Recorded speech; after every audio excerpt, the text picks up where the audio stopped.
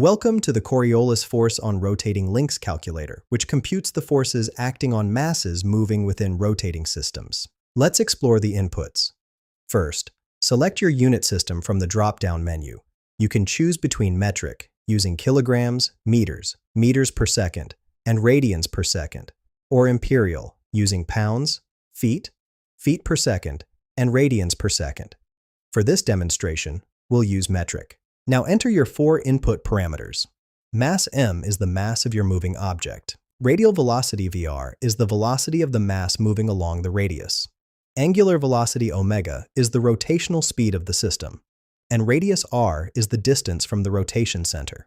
Let's work through an example. I'll enter mass equals 10 kilograms, radial velocity equals 10 meters per second, angular velocity equals 10 radians per second, and radius equals 10 meters.